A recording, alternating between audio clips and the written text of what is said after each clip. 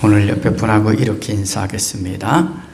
주님을 기다림이 사랑과 믿음의 표현이며 행복입니다. 주님을 기다림이 사랑과 믿음의 표현이며 행복입니다. 아멘. 여러분, 날마다 주님을 기다리는 마음으로 또한 주님과 함께 동행하며 살고 계십니까? 우리가 깨어있지 못하다면 주님을 기다리는 삶이라고 말할 수 없습니다. 깨어있어야 주님 맞을 준비가 되어 있는 삶이라는 것이죠. 오늘 본문은 인자가 오실 때에, 즉 주님께서 오실 때에 그리스도인들은 어떻게 주님을 기다리며 어떻게 살아가야 하는지에 대한 말씀입니다. 먼저 25절에서 28절 말씀은 인자가 오실 때에 어떤 현상이 일어나는지에 대해서 말씀하고 있습니다. 그런데 오늘 본문 앞에 보면 마지막 때가 될 때 어떤 일들이 있을 것이라고 말씀했습니까? 이방인들에 의해 밟히고 황폐화될 예루살렘의 멸망에 대해서 이미 말씀하셨어요. 왜 예루살렘이 멸망할 것에 대해서 말씀하셨습니까? 불의하고 악한 일들이 넘쳐났다는 거죠. 그래서 예루살렘 성도 무너졌던 것이죠. 그런데 오늘 본문에서 세상에 임할 일, 즉 세상의 끝에 닥쳐올 일들에 대해서 말씀하고 있는 것입니다. 세상의 끝은 언제를 말씀하는 것일까요?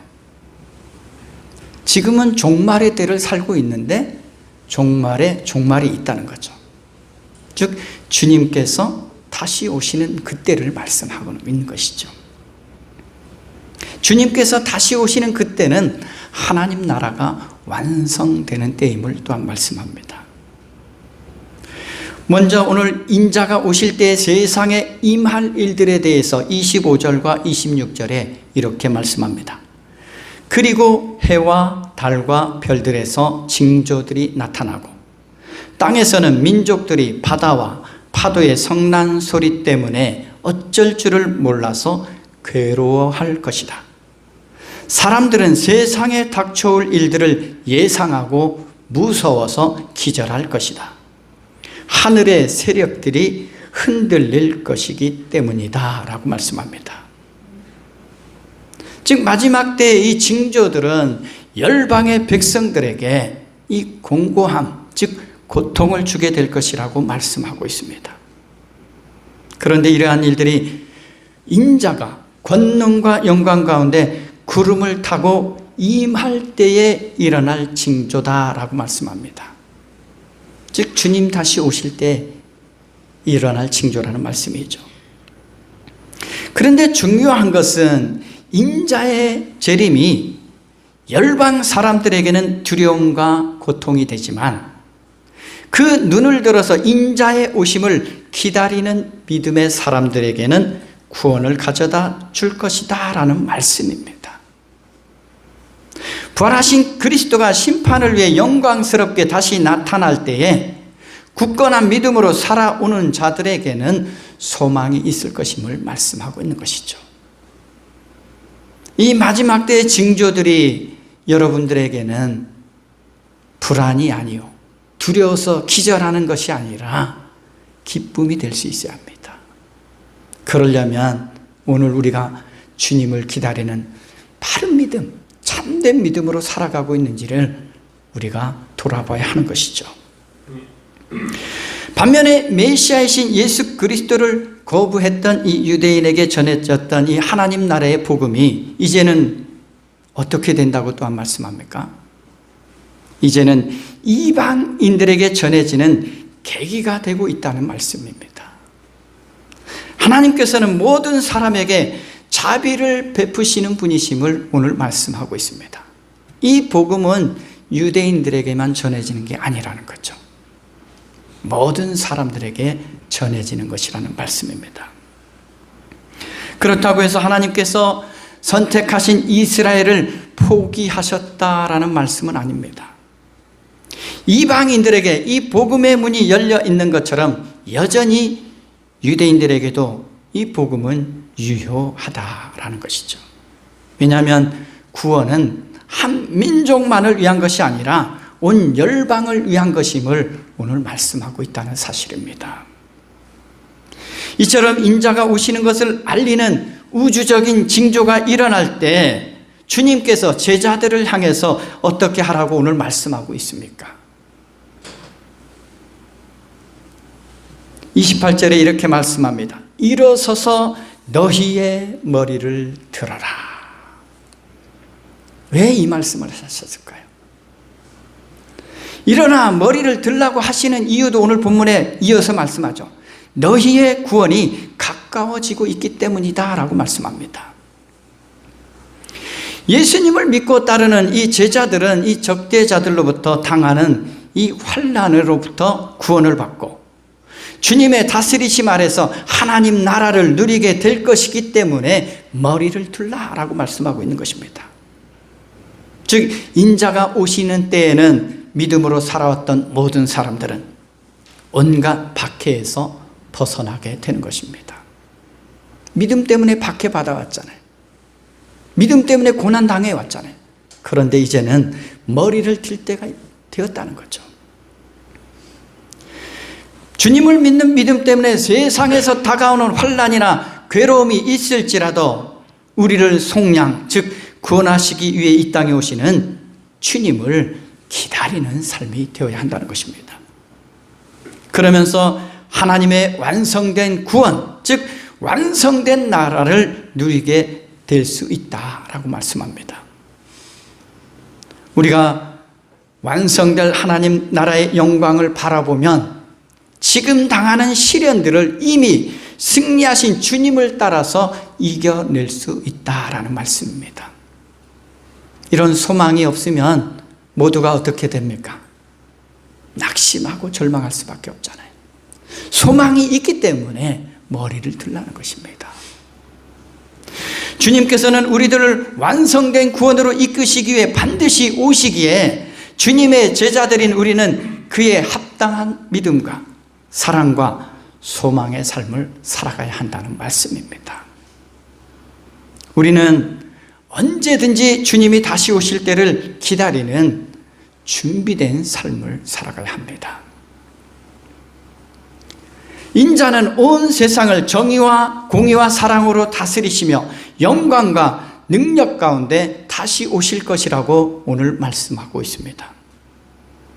그런데 인자가 오실 때에 그리스도를 따르지 않았던 세상 사람들은 공포와 불안에 떨게 될 것이라고 분명히 말씀합니다. 그 공포가 얼마나 큰지 오늘 기절할 것이다 라고도 표현하고 있습니다. 그러나 끝까지 그리스도를 따르는 사람들은 당당하게 머리를 들고 즐거움과 기쁨으로 주님을 맞이하게 될 것임을 오늘 말씀하고 있습니다. 믿음의 사람들에게 있어서 인자가 오시는 날은 두려움의 날이 아니라 기쁨과 복으로 가득 찬 구원의 날임을 오늘 말씀하고 있다는 것입니다. 우리 인생도 종말이 있잖아요.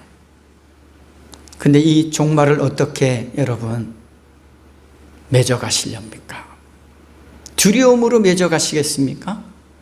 아니면 주님과 함께 할 그 소망을 가지고 기쁨과 소망 가운데 살아가시겠습니까?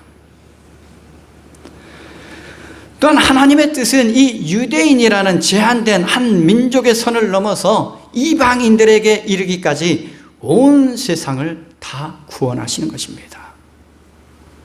즉 하나님의 뜻, 하나님의 계획은 다른 것이 아니죠. 온 세상이 하나님의 구원을 누리는 것이죠. 함께 하나님 나라를 누리는 것입니다.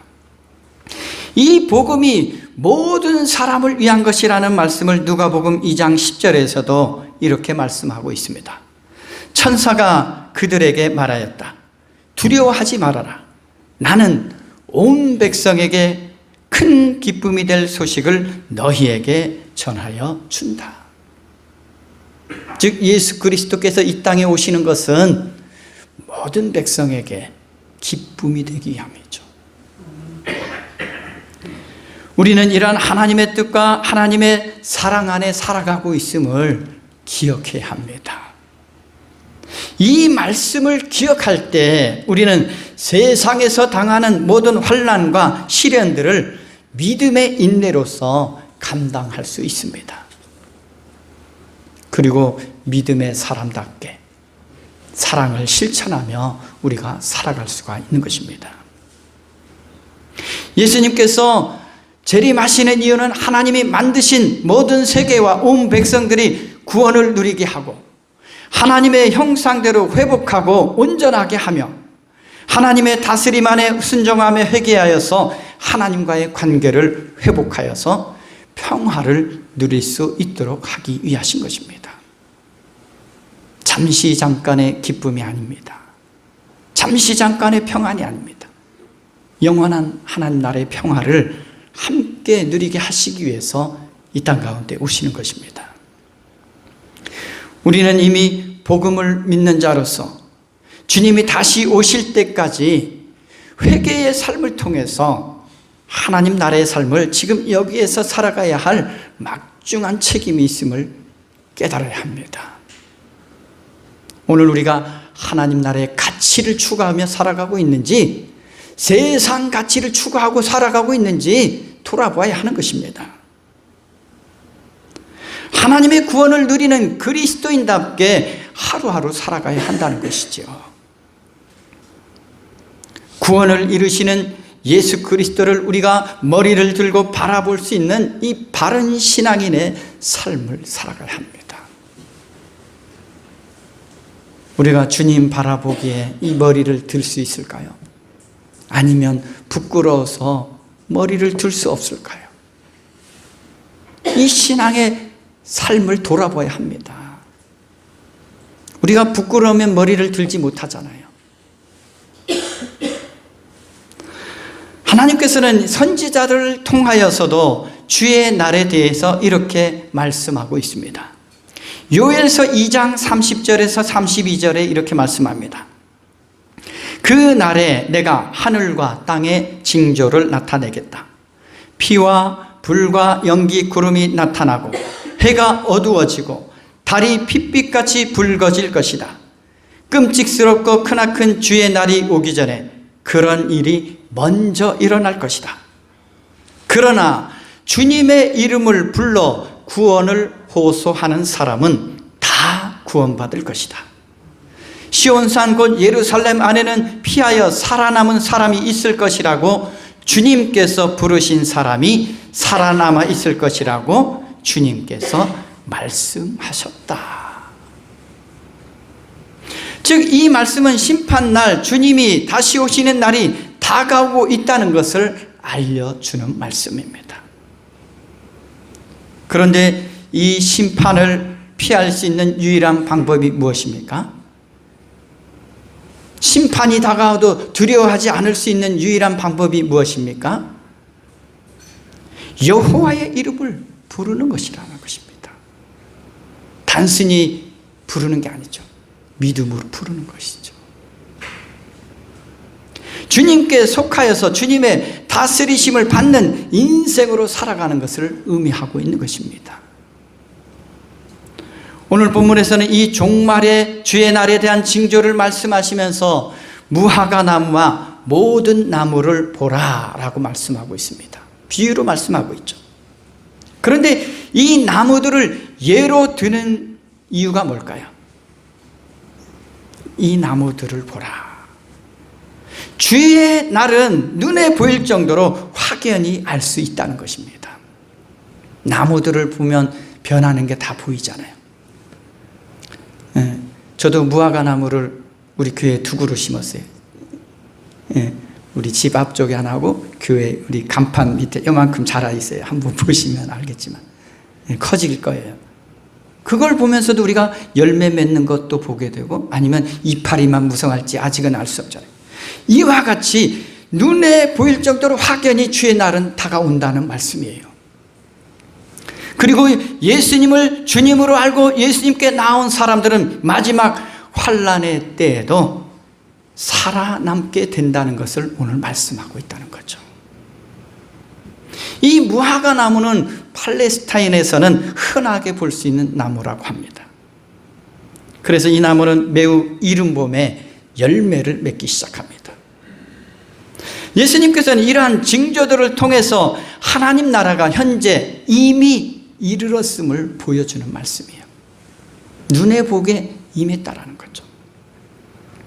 그래서 누가복음 17장 21절에도 이렇게 말씀합니다. 하나님의 나라는 너희 안에 있느니라. 즉 주님을 믿는 자는 이미 하나님 나라를 누리고 있다는 거죠. 왜냐하면 주님이 이미 이 땅에 오심으로 하나님 나라는 시작되었잖아요. 오늘 본문에도 보면 주님의 나라가 가까이 왔다라고 말씀하잖아요. 믿음으로 받아들이는 자만이 현재 이 나라를 누릴 수 있다는 거죠. 지금 우리가 주님의 다스림 안에 살아가고 있다면 하나님 나라를 누리고 있다는 말씀이기도 합니다. 예수님께서 이 땅에 오심으로 하나님 나라는 이미 시작되었습니다. 그리고 하나님 나라의 실현은 십자가를 통해서 성취하셨죠. 하나님 나라는 주님이 다시 오시는 그 미래에 올 것임을 또한 말씀하고 있다는 사실입니다. 여전히 지금도 우리는 하나님 나라의 삶을 살아가고 있는 것이에요. 오늘 본문은 하나님 나라를 누리는 우리는 그저 하나님 나라가 완성되기만을 기다리는 삶이 아니라 지금 우리에게 주어진 하나님 나라를 어떻게 살아야 하는지에 대해서 말씀하고 있다는 거예요.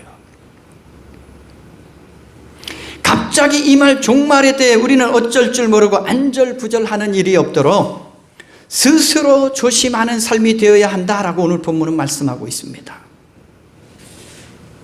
우리가 스스로 조심하지 못하고 깨어있지 못하면 어떤 일들을 행하며 살게 됩니까?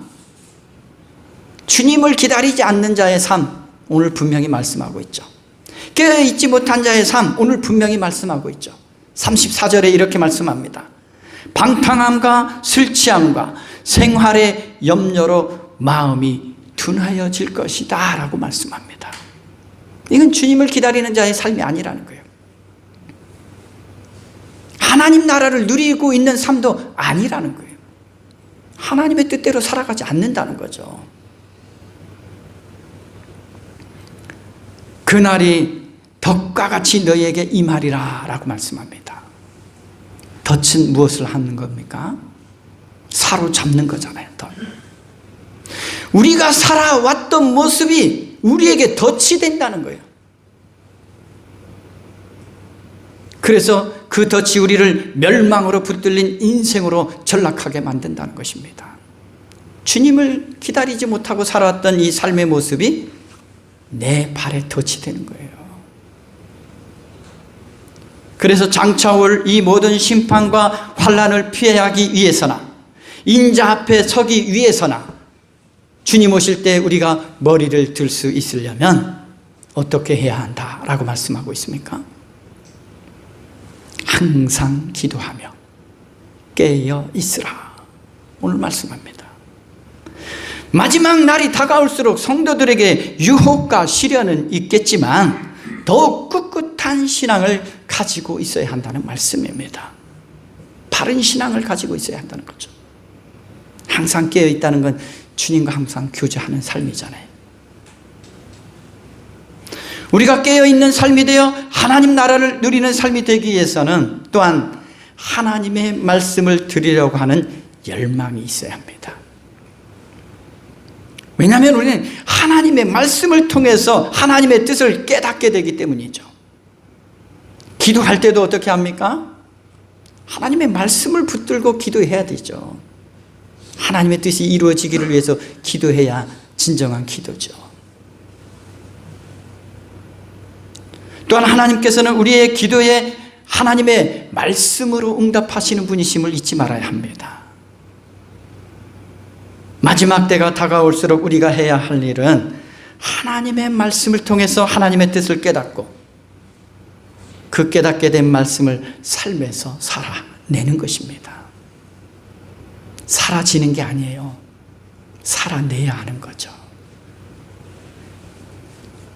이러한 삶이 바로 기도하는 삶이요, 깨어있는 삶인 것입니다.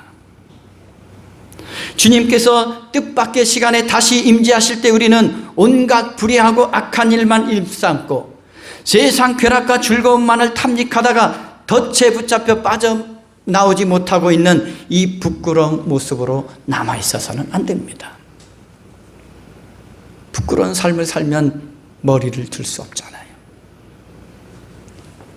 주님께서 다시 오셔서 하나님 나라를 완성하실 때를 우리는 알지 못합니다. 하나님만이 아시죠. 근데 그때가 언제가 될지 누가 압니까? 그래도 주님은 속히 오신다라고 말씀하셨어요. 그 뜻은 반드시 오신다는 말씀이죠.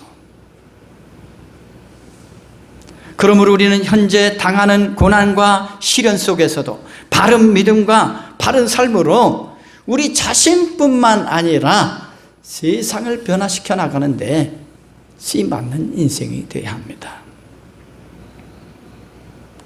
우리가 사는 세상은 잠깐이라고 말을 합니다. 그러나 그 잠깐의 삶이 우리의 영혼을 바꿔놓는다는 거예요. 내가 잠깐 이렇게 살았는데 내 영혼이 멸망으로 끝나는 인생이 되어서는 안 되잖아요. 잠깐 부하고 잠깐 만족하고 잠깐 살아가다가 영원한 것을 잃어버리는 인생이 되지 말고 잠깐 부족하고 잠깐 믿는 것 때문에 고난당하고 어려워도 영원한 것을 잃어서는 안 된다는 말씀이지요. 영원한 하나님 나라의 가치를 추구하며 살아가야 한다는 말씀이지요. 여러분, 방탕함과 술 취함과 생활의 염려도 잠깐입니다. 우리 즐기는 것도 잠깐이에요. 그런데 이 잠깐의 것을 추구하는 것은 스스로를 덫에 걸리게 한다라고 말씀하고 있다는 것을 기억해야 합니다. 우리는 어떤 삶을 추구하느냐에 따라, 주님을 향한 어떤 믿음을 가지고 살아왔느냐에 따라서 완성된 하나님 나라를 누릴 수도 있고 영원한 멸망인 사망에 이를 수도 있다는 것을 기억해야 합니다. 누가복음 12장에서도 예수님께서 한 어리석은 부자에게 이렇게 말씀하셨습니다. 그래서 그는 속으로 내 소출을 쌓아둘 곳이 없으니 어떻게 할까 하고 궁리하였다. 그는 혼자 말하였다. 이렇게 해야겠다. 내가 내 곡간을 헐고서 더 크게 짓고 내 곡식과 물건들을 다 거기에다가 쌓아두겠다. 그리고 내 영혼에게 말하겠다. 영혼아, 여러 해 동안 쓸 많은 물건을 쌓아두었으니 너는 마음 놓고 먹고 마시고 즐겨라. 그러나 하나님께서 말씀하셨다. 어리석은 사람아, 오늘 밤에 내 영혼을 내게서 도로 찾을 것이다. 그러면 내가 장만한 것들이 누구의 것이 되겠느냐? 자기를 위해서는 재물을 쌓아두면서도 하나님께 대하여는 부여하지 못한 사람은 이와 같다. 사랑하는 여러분, 재물을 쌓아두는 것에 마음을 온통 다 기울이지 않으셨습니까? 아니면 하나님께 대한 그 믿음의 부유함을 가지고 살아가고 계십니까? 오늘 밤에 내 영혼을 내게서 도로 찾을 것이다 주님이 말씀하시면 여러분 어떤 마음이 들겠습니까? 기뻐할 수 있습니까? 감사할 수 있습니까? 머리를 들 수 있겠습니까? 아니면 두려워서 조금 더요, 조금 더요 말하겠습니까? 우리는 언제 불러도 기뻐할 수 있는 인생이 되어야 되지 않겠습니까? 왜냐하면 영원한 하나님 나라를 누리잖아요. 영원한 생명을 누리는 인생이잖아요. 우리는 우리 가까이 임한 하나님 나라의 삶을 놓치고 살아서는 안 됩니다. 세상의 탐욕과 부귀와 영화를 추구하는 삶은 잠시 잠깐임을 깨달아야 합니다. 그렇다고 게으르게 살라는 말씀이 아니죠. 오늘 주어진 삶을 최선을 다해서 성실하게 살아가야 그 역시 하나님이 기뻐하는 삶이에요. 그러나 주님이 다시 오시는 날인 이 심판의 날은 35절의 말씀처럼 온 지구상에 거하는 모든 사람에게 임하리라 라고 말씀합니다. 주님이 다시 오시는 그날은 심판과 구원이 있는 날이에요. 정말 주님 안에서 주님의 다스림을 받고 살아온 인생에게는 이 세상 가운데서 고난이 있었지만 그는 구원을 누립니다. 그러나 세상을 쫓아 살아오고 주님 없이 살아오고 주님의 다스림 안에 살아오지 않은 사람에게는 심판이 있다는 말씀이죠. 오늘 우리는 무엇을 쫓아서 살고 있는지 돌아봐야 합니다. 영원한 하나님 나라의 삶입니까? 잠시 잠깐의 세상 나라의 삶입니까? 지금 주어진 현재의 삶을 바른 믿음 안에서 살아가지 못하면 온전한 하나님 나라도 누릴 수 없다는 이 경고의 말씀을 우리는 기억해야 합니다. 즉 예수님께서는 죽어서만 하나님 나라를 누리라고 말씀하고 있지 않다는 거예요. 지금 현재 하나님 나라를 누리라는 거죠. 그러기 위해서는 하나님의 말씀에 절대 순종하는 삶을 살아가야 합니다. 목사의 말에 순종하는 게 아니에요. 하나님의 말씀에. 저도 마찬가지로 말씀에 순종하고 여러분들도 한 마음으로 이 말씀에 순종하는 삶을 살아가야 하나님 나라의 삶을 지금 누리고 있는 거예요. 성경은 우리에게 형통에 대해서 이렇게 말씀합니다. 형통이 뭡니까? 세상 사람들은 형통하면 세상적으로 잘 되는 것을 말합니다. 그런데 성경은 우리에게 형통은 하나님의 말씀을 따라 살아갈 수 있는 삶, 이걸 형통이라고 말씀하고 있다는 거예요. 세상 형통하고 구분할 수 있어야 돼요. 기준이 다릅니다. 하나님 나라의 삶을 사는 사람은 세상 사람들의 삶과 기준이 달라야 하는 거예요. 말씀이 기준이잖아요. 하나님의 뜻이 우리 삶의 기준이 있잖아요. 근데 우리는 자꾸 세상 사람들이 세운 그 기준이 나의 삶의 기준이 되고 있다는 거예요. 잠시 잠깐의 것을 기준 삼으면 안 되잖아요. 영원하신 말씀을 기준으로 삼고 살아가야 되는 것이죠. 생각지 않은 날 알지 못하는 시간에 주님이 다시 오신다라고 말씀하고 있습니다. 그렇기 때문에 깨어 있어야 되고 그렇기 때문에 기도해야 하는 것입니다.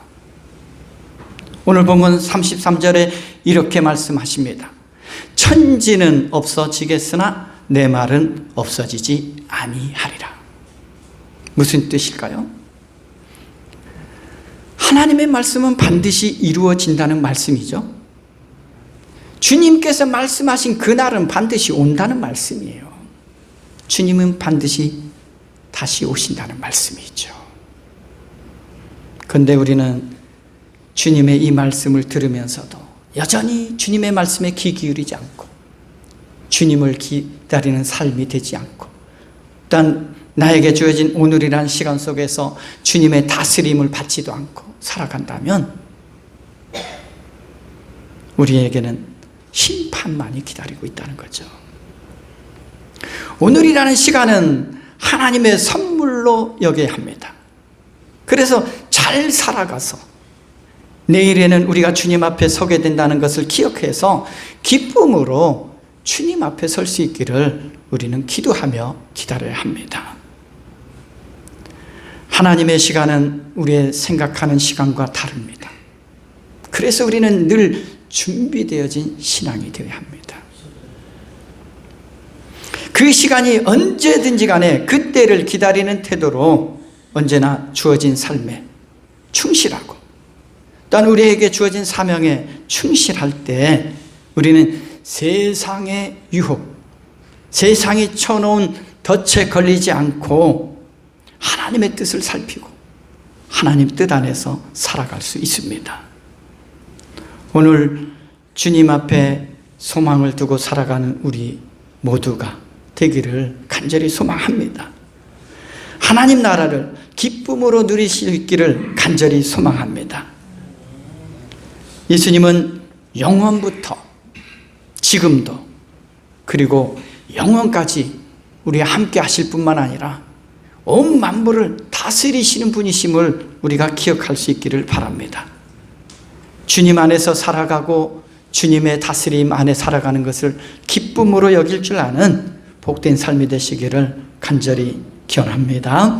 기도하겠습니다. 자비하신 하나님 아버지, 오늘이라는 시간들을 날마다 허락해 주시는데 그 주어진 시간 주님의 다스림 안에서 주님의 뜻을 행하며 주님의 다시 오심을 또한 기다리는 복 있는 삶이 되게 하여 주옵소서.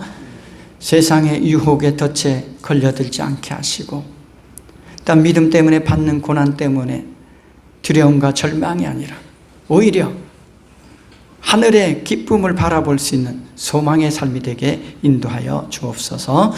감사드리며 예수님의 이름으로 기도드립니다. 아멘.